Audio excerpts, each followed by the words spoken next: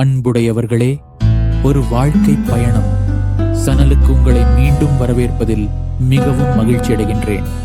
இன்று யாரும் எளிதாக பகிர்ந்து கொள்ளாத ஒரு வாழ்க்கை உண்மையை நான் உங்களுக்கு சொல்கின்றேன். நம்மில் பலர் வாழ்க்கையில் ஒரு தவறு செய்கிறோம். எப்போதும் நாம் தான் முயற்சி செய்து மற்றவர்களை கவர்வதற்கு அடைவதற்கு முயற்சிக்கிறோம். தகவல்களை அனுப்புகிறோம். அவர்களின் கவனத்தை பெற முயற்சிக்கிறோம். அவர்கள் பதில் தருவார்களா என்று காத்திருக்கிறோம். ஏங்கி தவிக்கின்றோம். ஆனால் ஒரு நேர்மையான கேள்வியை நான் உங்களிடம் கேட்கின்றேன். ஏன் நாம் தான் எப்போதும் ஓட வேண்டும்? கவனத்தை பெறுவதற்கு முயற்சிக்க வேண்டும்.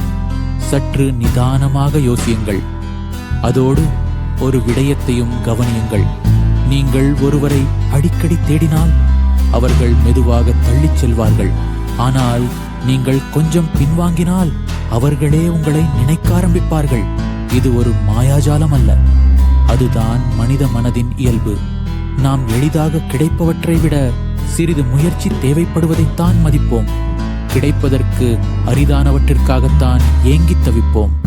அதனால் உங்கள் வாழ்க்கையை மாற்ற ஒரு சிறிய மாற்றம் போதும். எப்போதும் எதையும் துரத்தாதீர்கள்.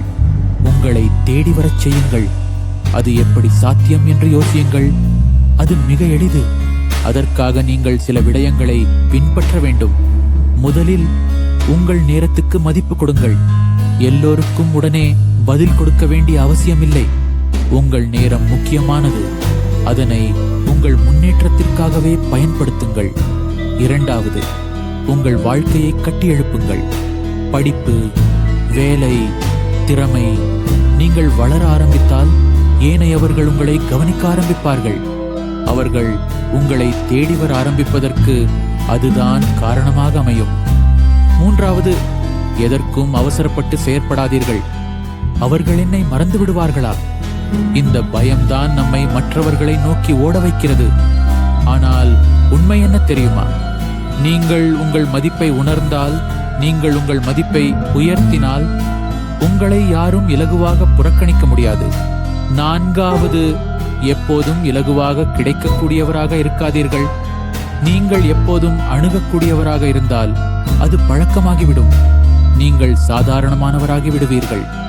ஆனால் நீங்கள் உங்கள் எல்லைகளை சரியாக நிர்ணயித்தால், உங்கள் முன்னுரிமைகளை உங்கள் முன்னேற்றத்தில் குவித்தால் அது உங்கள் மதிப்பை உயர்த்தும்.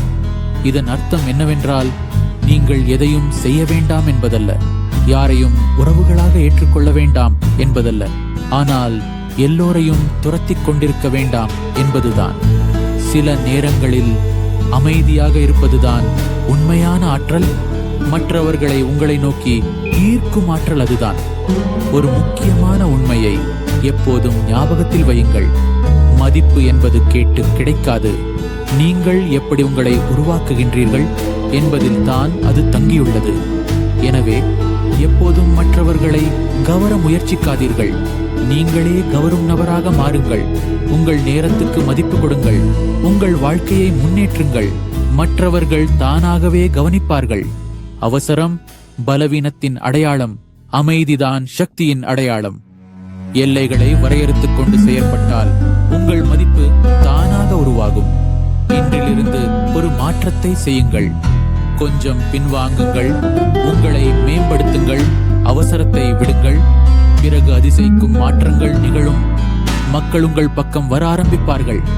நீங்கள் அடைய நினைத்ததை விட உயர்வானதை அடையும் இயலுமையினை கொண்டிருப்பீர்கள்.